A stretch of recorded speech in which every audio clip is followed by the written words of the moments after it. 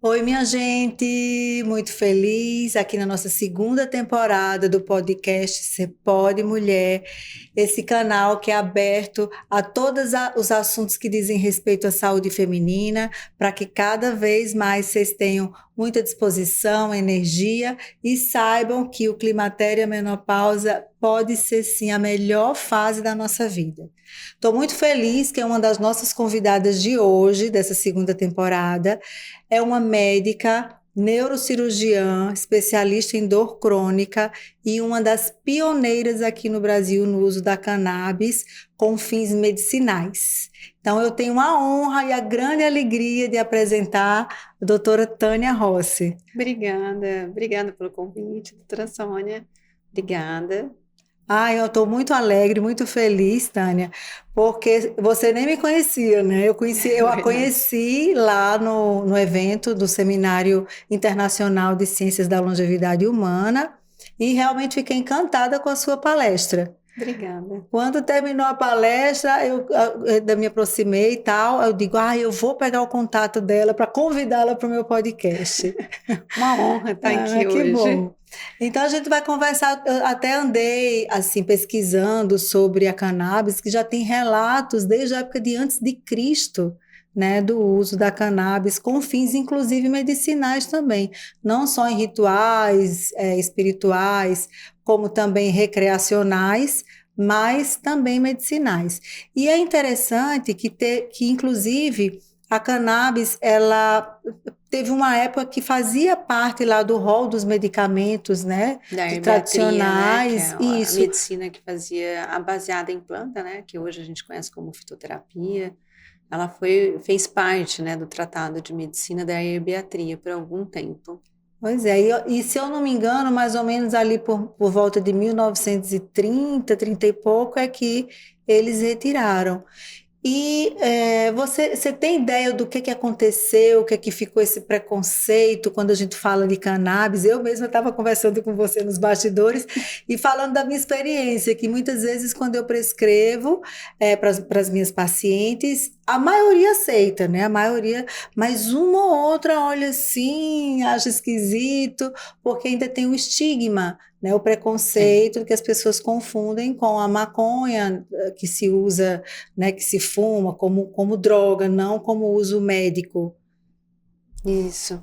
No passado, a cannabis, ela foi muito gerado um certo preconceito em cima, porque era uma planta que não só produzia, né, produtos medicinais, mas como produzia outros produtos, como roupa, corda, né? Então é uma planta muito rica em matéria-prima para construir várias coisas, né? A gente fala que dá para construir um carro, né, utilizando como matéria-prima o cânhamo, e dela ainda produziu óleo para mover esse carro. Então, no passado, a planta, o cânhamo, né, a planta da maconha, ela começou a brigar de frente com outras indústrias, como a indústria do algodão, a indústria petrolífera, e por questões sociais e políticas, muito mais do que científicas, a planta ela entrou no rol, né, de plantas, substâncias entorpecentes, assim, do lado da cocaína, da heroína, sendo proibida, considerada como droga. Então, ela foi proibida, marginalizada, né, como matéria-prima para a fabricação de muitos produtos, e também foi proibida para estudar essa planta, para estudar ela para fins medicinais, por muitos países e por muitos anos, né? É impressionante. Eu estava lendo até algo interessante que diz que as caravelas que descobriram o Brasil, as velas eram feitas De de cânhamo. cânhamo, né? Então, quer dizer, é algo que já é utilizado na civilização humana há milhares de anos, a gente Milhares de pode falar, anos. pode dizer assim. E que a molécula ela foi descoberta nos anos 60 e ela foi proibida mais ou menos nos anos 30. Então, é exatamente isso que você está falando. Quem proibiu não sabia nem os efeitos, onde ela atuava, qual era o receptor, como é que fazia, Não. nada. Então, realmente, eu sempre digo assim, que isso é um alerta para todos nós, quando a gente vê que algo foi proibido, algo de repente foi liberado.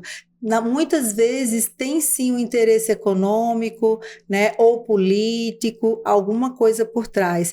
E aí por isso que eu acho fabuloso a questão do conhecimento, porque o conhecimento faz você analisar e discernir até onde é a verdade dos fatos, que muitas vezes são omitidos para a gente, né? E Exatamente. o que é que te levou a utilizar cannabis? Como foi assim o seu encontro da cannabis e a associação com a dor crônica? Fala um pouco dessa história. Então, eu já queria estudar cannabis desde quando eu estava na faculdade. Eu tinha um professor de bioquímica que teve um projeto de estudo de pesquisa, né? Que ganhava bolsa, fazia pesquisa, e a gente lançou um projeto na época para a gente estudar os efeitos medicinais, né?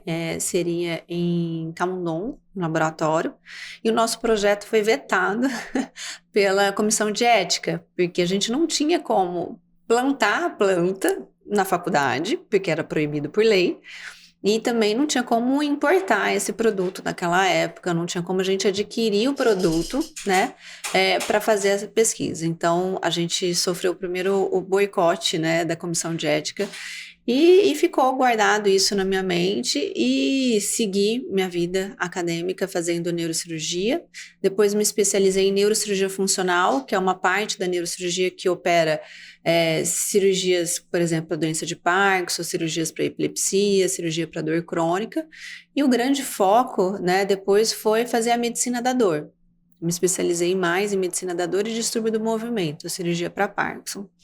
E dessas pacientes, mesmo a gente operando, fazendo cirurgias extremamente mais invasivas, né, colocando implante de neuroestimulador, colocando um implante de estimulador cerebral profunda, muitos desses pacientes ainda tinha uma necessidade realmente de melhorar a qualidade de vida, né, diante de todo o arsenal neurocirúrgico, diante de todo o arsenal medicamentoso, né, que a gente tinha na época, muitos ainda não tinham uma qualidade de vida satisfatória.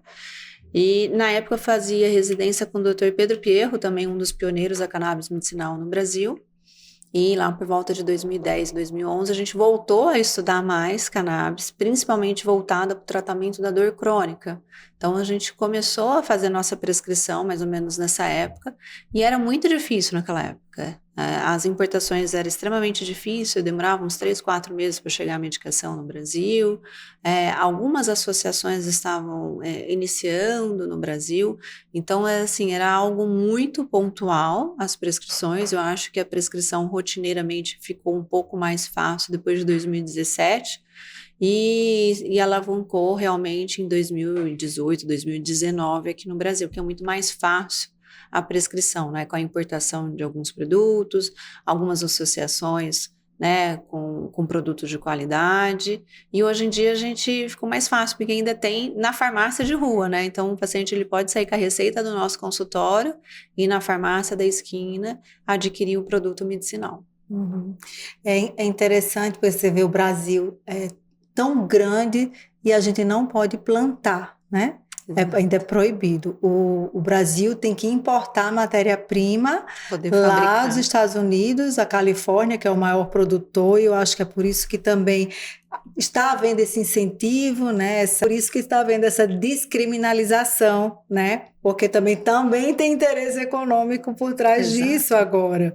Agora, o Brasil acho que podia dar um passo à frente e também permitir, já que liberou a importação dos insumos, que libere também o plantio de uma forma organizada para gerar recursos para nós, porque mesmo assim ainda fica mais caro para os brasileiros, já que quem embala e quem, né, trata tem que importar matéria-prima.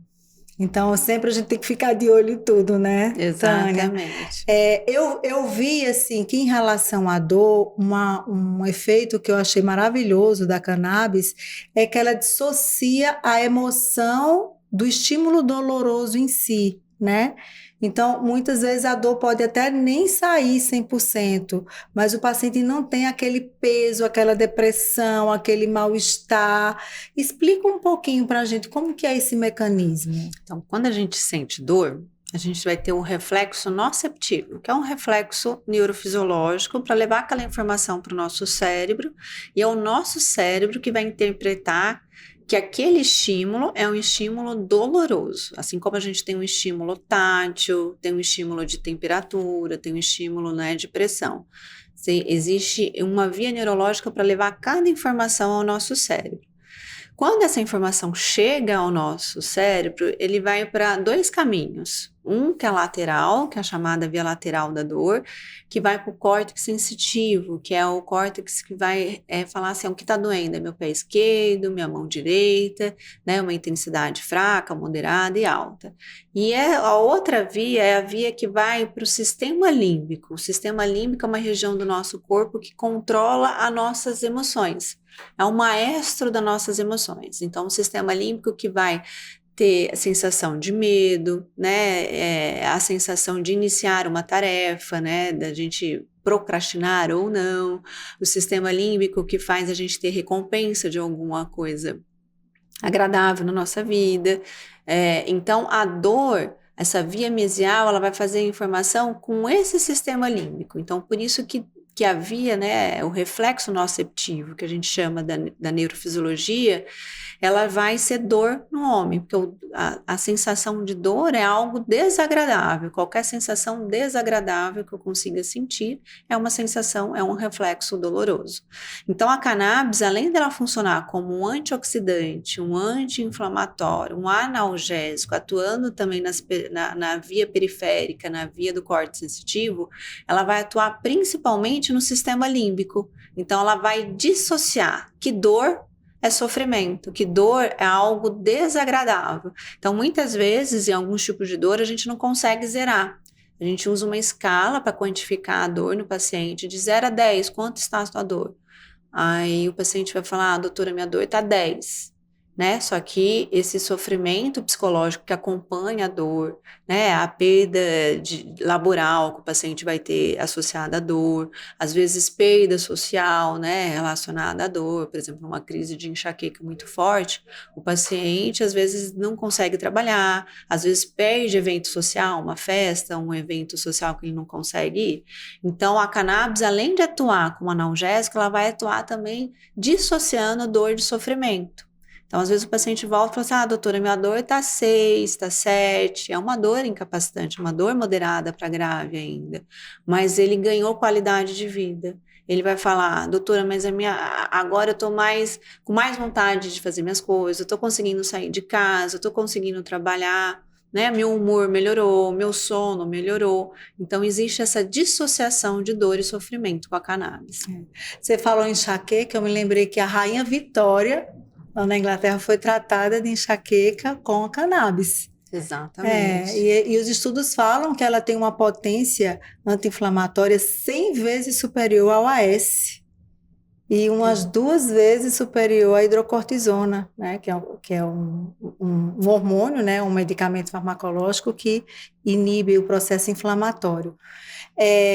O que é que chega mais para você em termos de dor? O que é que você mais trata, que você vê que chega mais lá no seu consultório, que os pacientes já tentaram várias alternativas e não resolveu, e que é mais o seu dia a dia?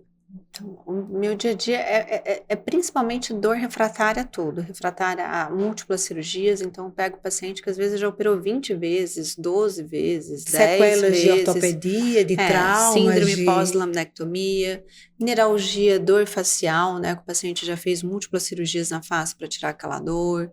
Pego bastante fibromialgia, enxaqueca refratária. Então, eu falo que assim, as dores light que a gente vai dar um remédio, vai passar, né? O segundo guideline daquela dor, não chega para mim. Chega aquele paciente que já fez todo o guideline, todo o tratamento de primeira, segunda linha e não melhorou. Chega lá como a última solução, como né? a última solução. Então, assim, aí a gente sabe também que algumas dores crônicas estão associadas à disfunção do sistema endocannabinoide.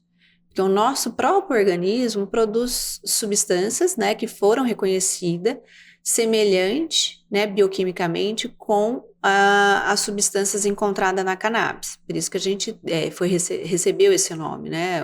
A gente tem um receptor endocannabinoide tipo 1 e o receptor endocannabinoide tipo 2. E tem também os endocannabinoides, que são substâncias semelhantes a neurotransmissores.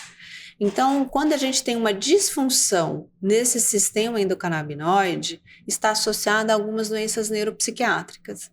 Então, a gente não sabe ainda se é causa ou consequência, mas algumas doenças a gente sabe que esse sistema está desorganizado. Quais são elas? Enxaqueca, fibromialgia, síndrome da bexiga hiperfuncionante, síndrome do intestino irritável, né? Alguns quadros de dores neuropáticas, o Alzheimer, o Parkinson. Então, se eu já sei que nessas patologias, né, eu tenho uma desorganização desse sistema, se eu tratar com a cannabis, suplementando a cannabis e regulando esse sistema, são as patologias que mais têm tido resultados.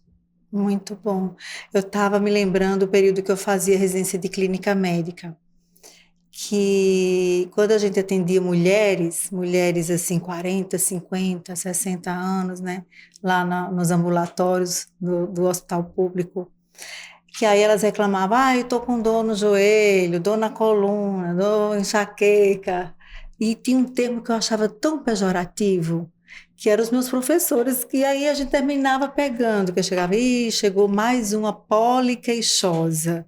Gente, eu fico tão indignada com isso, Tânia, porque quando a gente chega no climatério e na menopausa, a gente começa a ter essas dores mesmo, né? A gente começa a ter dor articular, a gente começa a ter dor muscular, começa a ter muitas vezes enxaqueca, insônia, não dormir bem, muitas pessoas com disfunção mitocondrial também. E aí muitas recebem, às vezes, até um falso diagnóstico de fibromialgia, quando, na verdade, elas estão entrando em menopausa, né? E aí eu estou vendo que a cannabis, ela tem é quase uma panaceia, e aí até gostaria depois que você conversasse sobre isso, para que não se banalize, né? Porque é um tratamento sério, que tem resultado, e não pode ser banalizado para não cair no descaso, né? E então, para essas mulheres, né, que a gente falou agora, climatério e menopausa, que tem todo esse processo de degeneração articular, tem muitas mulheres, inclusive minha mãe já fez prótese nos joelhos e tem muito problema na coluna, fibromialgia, recebo muito no consultório, pessoas com intolerâncias alimentares, então síndrome do intestino irritável, ou mesmo intolerância ao glúten, aos produtos industrializados. Acredito que sim, deve existir já protocolos que vocês já fizeram. Existem duas moléculas na cannabis que atuam mais, né? Gostaria que você falasse, porque tem uma que ceda mais, a outra não ceda, uma é mais para dor. Explica um pouquinho para a gente esse contexto e em que essa mulher se beneficiaria. A planta da cannabis, ela é uma planta muito rica em várias substâncias. A gente já foi isolado mais de 500 substâncias dentro dela. E todas vai ter uma função medicinal. A gente tem os fitocannabinoides, que são moléculas, né, que vai atuar nesses receptores canabinoides e que foi denominada fitocannabinoides. Dentro dos fitocannabinoides, a gente tem mais de 140 já identificados. Os mais famosos é o canabidiol, que é o CBD, né, o THC, que foi o que deu início ao todo o estudo da cannabis, dos endocannabinoides, e a gente tem outros fitocannabinoides já estudados com vários trabalhos em andamento, que é o CBG, o CBN, né, e outros fitocannabinoides que a gente chama de fitocannabinoides menores. E cada um tem uma ação medicinal. A gente vai ter também na cannabis os terpenos. Os terpenos é o que dá cheiro e aroma para a planta, né? A gente usa, por exemplo, na aromaterapia, a gente está usando, na verdade, um terpeno de algum óleo, né, derivado de alguma planta para fazer aquele trabalho medicinal. E muitas plantas compartilham terpenos semelhantes. Por exemplo, quando a gente faz uma aromaterapia com lavanda, a gente está usando principalmente o terpeno chamado linalol, que é um GABAérgico, ele é sedativo, ele é calmante, ele relaxa, anticonvulsivante. Dentro da planta da cannabis, dependendo da linhagem, da semente dessa planta, eu também vou ter um linalol, né? Vou ter outras substâncias, outros terpenos que também vai ter ação medicinal. Eu vou ter os flavonoides, né, que também tem ação medicinal, muitos são antioxidante, anti-inflamatório, analgésico. Por exemplo, na uva, a gente tem um flavonoide que é o resveratrol, que é um potente antioxidante. Na planta da cannabis também vou ter alguns flavonoides. Então, eu preciso entender quem eu estou tratando, quem é o paciente, o que ele tem de sintoma, quais são as doenças que ele tem coassociada dentro da queixa principal que ele veio buscar para o tratamento da cannabis medicinal, quais são os remédios que ele toma, e isso As interações também são importantes, daí né? eu vou desenhar o melhor plano terapêutico, né? Então, para alguns pacientes eu posso dar um óleo rico, por exemplo, em CBD e CBG, né, que tem ação anti-inflamatória, analgésica, ansiolítica, algumas dores refratárias, dores de difícil controle, no caso da fibromialgia, um óleo mais rico com CBD e THC é mais interessante. Então, dentro da cannabis é algo muito individualizado. É difícil a gente falar em protocolo, porque o paciente que vai estar na nossa frente, ele vai ter a sua história, né? E eu tenho que respeitar também o sistema endocannabinoide dele. Então, cada um vai metabolizar diferente os fitocannabinoides. Então, dependendo da genética, né, do sistema endocannabinoide, eu também vou escolher a melhor solução para aquele paciente. E o ideal é que não se use só uma substância isolada, né? Eles estão ali em conjunto, que vai variar talvez a concentração de um em relação ao outro, porque tem o famoso efeito entourage, como é que eu pronuncio? Tô certa? Entourage. É francês, né? É o efeito comitiva, é quando eu dou tudo que está na planta no óleo, então eu vou ter ação tanto dos fitocannabinoides, que vai ter ação medicinal, dos terpenos, dos flavonoides, e cada um é como se eu desse 3 tipos de analgésico para o paciente. É um efeito sinérgico, um vai ajudando o outro. Um vai... Okay. Como é o nome em português? Efeito? Comitiva. Comitiva. Aí é interessante a cannabis por isso, porque a gente pode fazer várias soluções diferentes conforme a necessidade de cada paciente. Então eu recebo muito paciente que chega para mim e fala assim, doutora, mas eu estava usando cannabis com tal médico e não funcionou. Não é que às vezes a terapia não funcionou, às vezes a concentração, né, ou a reunião que foi feita daquelas substâncias não foi o mais adequado. Então às vezes mudar a concentração, mudar a solução pode ser que ajude. É o que a gente vê na medicina integrativa, acho que foi por isso que eu te conheci lá, né? Exato. Que às vezes a mulher está fazendo uma reposição hormonal, está fazendo um esquema, aí não deu certo, ou usei hormônio bioidêntico, não deu certo. Mas qual foi, né? Qual foi a composição? Como foi aquele esquema terapêutico? Foi adequado para você? Foi a via. Né? Qual foi a via? E é o que a gente vê muito, que muitos médicos ainda pensam assim e a maioria das pessoas leigas também pensa assim, que é como se fosse tudo para todo mundo. Né? Você vai comprar, por exemplo, um analgésico, uma dipirona, sei lá, para uma dor, tá lá na bula, tanto, você pesa tantas gotas, não é? Então é tudo igual para todo mundo. Ali é um alívio para um sintoma específico, que seria febre ou dor. Mas quando a gente vai tratar de uma doença, são múltiplos sistemas que atuam ali. Na dor, você citou, né? Tem o sistema límbico, desde a parte emocional, neurológica, a via que está levando a aferente, né? Ali ascendente, que, sei lá, se é um trauma, uma sequela de um acidente, se é um problema na coluna. Então, não tem como um único tratamento surtir efeito para aquilo ali. Então, eu sou muito fã disso aí, da medicina funcional integrativa, até porque a gente aborda também a parte alimentar. Não adianta a pessoa estar fazendo um tratamento com você e estar comendo mal. Está comendo alimentos que são inflamatórios, está comendo alimentos ricos em açúcar, farinha de trigo, né, e lácteos, leite industrializado, processado, porque isso vai interferir também. A gente sabe que o intestino é o segundo cérebro e é quem capta os nutrientes para formar os neurotransmissores, para formar tudo. Então, a gente não é só... A pessoa às vezes está com a dor na coluna, não é só aquela coluna, ela é um todo. Um todo. Né? E você falou uma coisa interessante. Muitos pacientes, às vezes a gente não vai usar a cannabis medicinal, né? Como a gente tem essas patologias que tem uma disfunção do sistema endocannabinoide, a gente pode estimular esse sistema endocannabinoide sem necessariamente usar a cannabis medicinal. Então, a gente produz a nossa cannabis, né? Então, a gente precisa regular esse tônus endocannabinoide. Então, a dieta é fundamental. A gente sabe que a atividade física produz endocannabinoide. Tanto é que aquele barato, né, após um exercício, atividade física muito intensa, né, recentemente foi descoberto que antigamente a gente achava que era mediado pela via opioide ou pelo sistema serotoninérgico.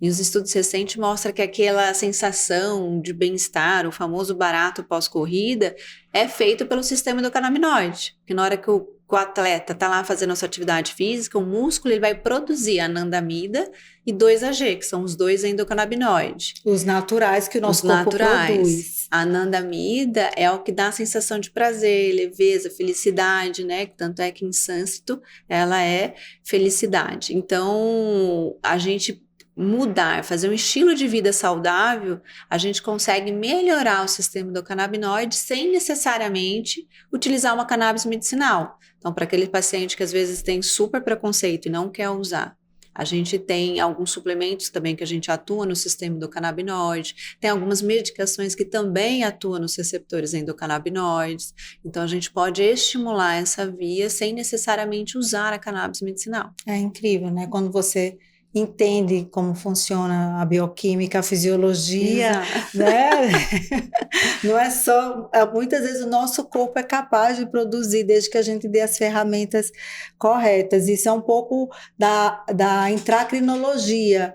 Eu pego, às vezes, homens que correm, que têm uma alimentação saudável, que faz tudo bonitinho, com 60, 70 anos, com a testosterona maravilhosa, sem Exato. precisar fazer nada de reposição, porque ele já vai usar ali os hormônios da suprarrenal, DEA, e o músculo e o organismo já vai produzir parte dessa testosterona, né? É incrível o organismo, eu sou apaixonada, por isso que a gente, quando começa a entrar nessa área, a gente não para mais, estuda uma coisa, estuda outra. Uma coisa que é muito comum nas mulheres que estão entrando em menopausa, e eu falo muito disso porque é bem o meu mundo, é o aspecto da insônia. Há muitas mulheres têm muitas queixas de insônia, tanto a insônia para iniciar, mas principalmente aquela que dorme, aí 2, 3 horas da manhã acorda e perde o sono. Essa é uma das grandes queixas que eu tenho lá no meu dia a dia. E a outra são os fogachos, que muitas vezes a gente faz a reposição hormonal estrogênica, usa progesterona, melatonina, faz higiene do sono, organiza tudo, e a mulher mesmo assim ainda tem os fogachos. Eu vi que parte dos fogachos também depende da testosterona, a testosterona também ativa ali essas vias neuronais que inclusive tem o envolvimento da serotonina, né?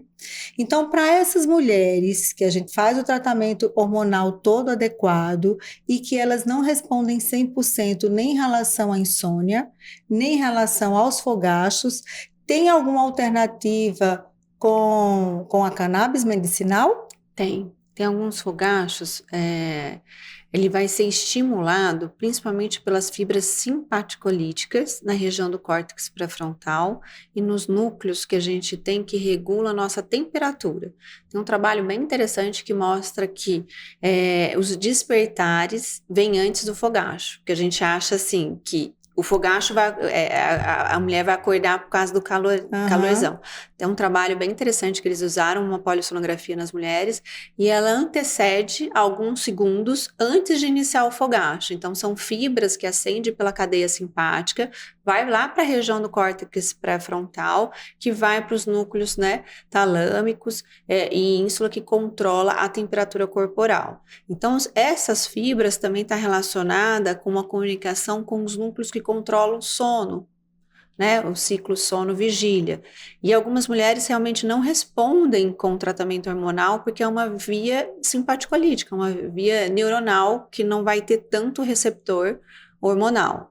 nessas mulheres, né, medicações controla bem, medicações que eu vou diminuir o sistema simpático nessa região. Então, a cannabis medicinal, quando a gente não utiliza a cannabis medicinal, no passado era utilizado muito alguns antidepressivo, né, gabapentinoide, para diminuir, bloquear essas vias simpaticolíticas, né? Por exemplo, mulheres que acabaram fazendo tratamento de câncer que é contraindicado, tratamento Olha, hormonal, por uma exemplo, câncer alternativa de mama, que faz uma maravilhosa, né? menopausa, câncer de útero, faz menopausa, né? Uso antidepressivo, e agora a gente descobriu que a cannabis também atua nessas fibras, né? Então, melhorando fogachos. Uhum, impressionante, é muito legal, porque sempre se tem outras alternativas.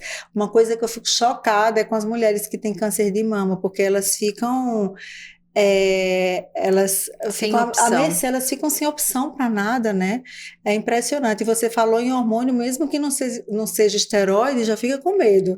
Até o hormônio da tireoide, até o hidrocortisona que você faça, uma ocitocina, que não tem nada a ver com a parte do câncer estrogênio dependente, mas é aquele medo que se tem. E muitas vezes quem acompanha o oncologista ou mastologista não tem esse entendimento, porque ele vai estudar mais os assuntos específicos da especialidade dele.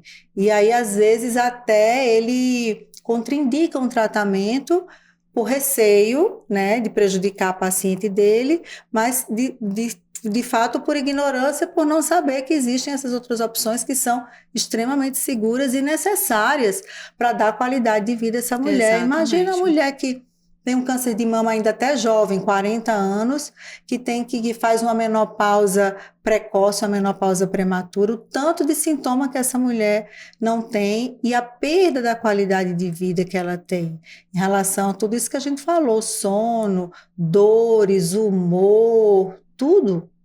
Diminuição do libido, a cannabis atua no centro de prazer, né? Porque a gente tem os receptores endocannabinoides no controle do desejo, do apetite sexual.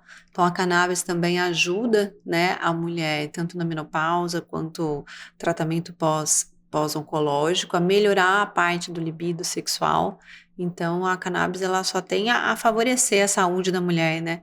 E também tem o uso de supositório vaginal para algumas mulheres, bem interessante. Para lubrificação vaginal? Tanto para lubrificação, eu acabo utilizando muito para pacientes com endometriose, né? Ah, Que que tem bacana. dispareunia, que é a dor no ato sexual, Aham, né? Por contratura do assoalho pélvico. aham. Então, eu tenho tido muitos resultados satisfatórios com a utilização do supositório vaginal, né? De cannabis, porque aumenta, né? A vasodilatação, então vai aumentar a lubrificação do canal vaginal. Atua em alguns receptores que vai fazer o relaxamento da musculatura do assoalho pélvico, então diminui a dor, aumenta a lubrificação e no sistema nervoso central ela vai aumentar o apetite sexual, né? Que bacana. É um mundo, né, É um Tânia? mundo. É impressionante. E eu tenho às vezes paciente que viaja, compra óleos lá fora, não sei se Estados Unidos, aí diz, usei e não serviu. Como que é regulado lá e pode comprar? Então, a Que é gente que tem que você tomar. orienta para essas pessoas não fazerem isso? Eu oriento não comprar. Primeiro que você vai poder comprar em lojas que é de uso recreativo, uso medicinal. Os pacientes não vai ter ideia da miligramagem do que pode usar. Igual você falou, cannabis medicinal não é uma panaceia. Eu tive Uhum. um paciente que ele teve uma overdose, né? A cannabis, a gente não vai ter morte relatada diretamente por uso excessivo de cannabis, nem medicinal, nem recreativa. Por quê? Porque o que dá uma intoxicação para uma droga letal é a gente ter uma depressão cardiológica, né, uma depressão respiratória e evoluir para óbito, assim como o opioide, né? Tem até um documentário super famoso, O Império da Dor, no Netflix, que relata bem, né, o que está acontecendo nessa pandemia de opioide. Então, a gente tem uma depressão respiratória e muitos pacientes podem evoluir a óbito. A cannabis, ela não tem esse poder, porque a única região do nosso cérebro que não tem receptores endocannabinoide é o que controla esse sistema. Então é difícil a gente nunca ouvir falar de overdose letal, mas tem crescido, né, exponencialmente overdose não letal em pacientes e crianças, principalmente nos países que são liberados para fins recreativos, porque nesses países a gente encontra bala, chocolate, que contém altas quantidades de THC, que é um dos fitocannabinoides que tem ação psicomimética e que, usado em excesso, pode dar, né, algum sintoma disfórico, dissociativo, né, e levar o paciente a uma criança em overdose. Eu tive um Quais paciente... são os sintomas da overdose? São diversos, pode dar hipotensão, pode dar hipertensão, bradicardia, taquicardia, alterações do ritmo cardiológico, né, sonolência excessiva. Eu tive um paciente que viajou para os Estados Unidos, entrou numa loja desse, nunca tinha feito uso de cannabis medicinal, nunca tinha feito uso de cannabis recreativa e comprou um saquinho de 10 balas de cannabis e comeu as 10 balas. Ai, meu Deus. Né, com uma quantidade exorbitante de THC, e ele ficou 72 horas num hospital e ele não lembra dessas 72 horas. Ele teve uma síndrome dissociativa bem importante, então ele não soube nem relatar se caiu a pressão, se não caiu, ele não lembra, né? E assim também é importante a gente saber o que está dando para o paciente, né? Eu já tive uma paciente que fez uso de um óleo de uma associação brasileira, e ela tomou a medicação e também ficou com quase 48 horas dissociada. E quando ela chegou para mim, né, a síndrome dissociativa, quem não conhece, às vezes o paciente ele sai do próprio corpo, ele descreve que ele está vendo ele fora do corpo, ou tem alucinação, ou pode entrar em psicose, euforia. E quando ela trouxe para mim a informação daquele óleo, tinha uma quantidade muito alta de um fitocannabinoide que tinha uma ação psicomimética. E era uma paciente com uma doença psiquiátrica que era contraindicada esse fitocannabinoide.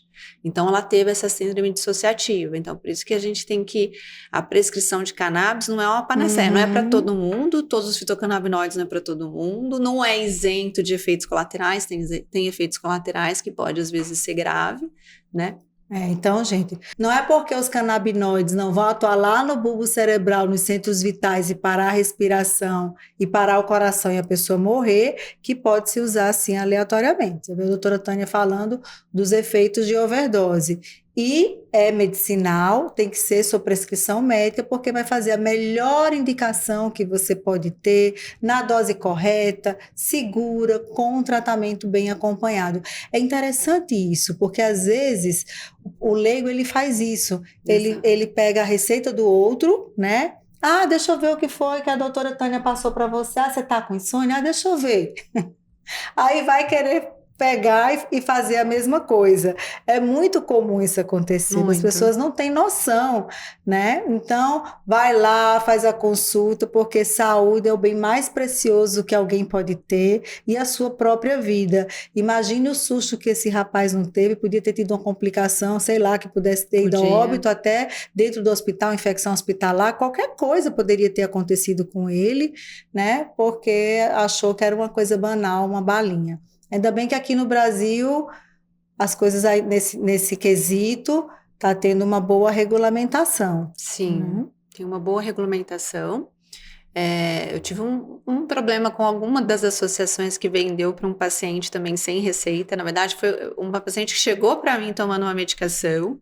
Ela falou: doutora, eu fui num médico X e ele me prescreveu essa cannabis. Aí eu olhei a receita, estava ok, dentro do quadro dela, do que ela precisava. E ela me contou o efeito colateral que ela teve com a cannabis, mas eu fiquei muito mal, não consegui sair da cama, ela parou de andar, ela tinha um quadro de uma doença rara. Eu falei, mas estranho, deixa eu ver seu frasco. Aí na hora que ela me mostrou o frasco, que era de uma associação, era outro fitocannabinoide. Eu falei assim, você comprou isso daqui como, né? Porque a sua receita é um óleo isolado, um broad rico em CBD, sem THC, porque você não pode. E o da associação me deu um óleo rico em THC. Eu falei, então assim, a gente tem que sempre seguir a orientação e comprar onde o médico orientou. né?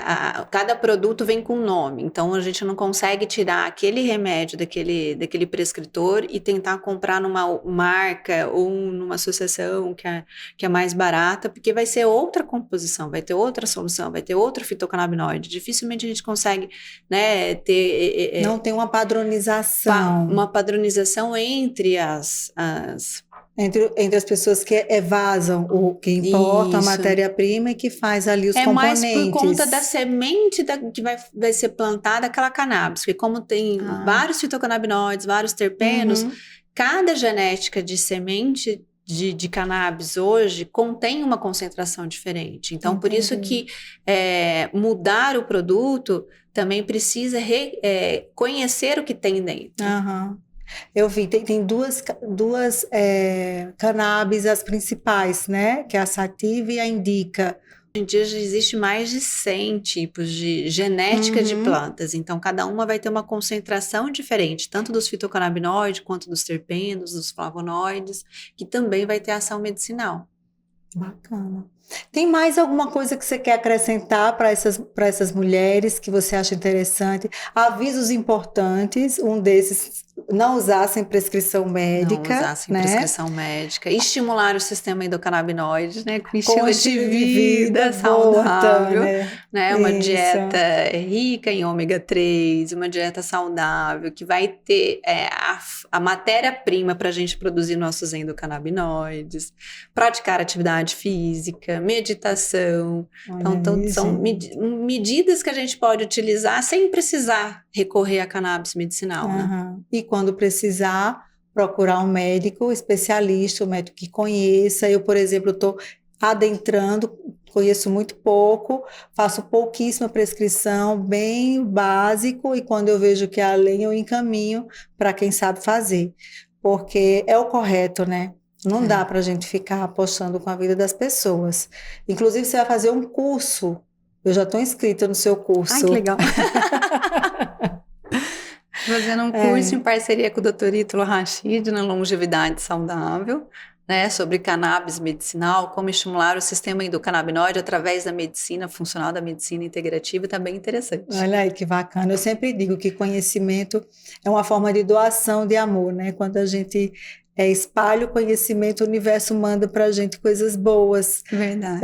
Então, parabéns pelo seu trabalho. Obrigada. Obrigada por você ter aceitado o meu convite. Eu espero repetirmos mais doses assim, de encontros assim. Obrigada. Lógico, obrigada. Tchau, tchau. Tchau.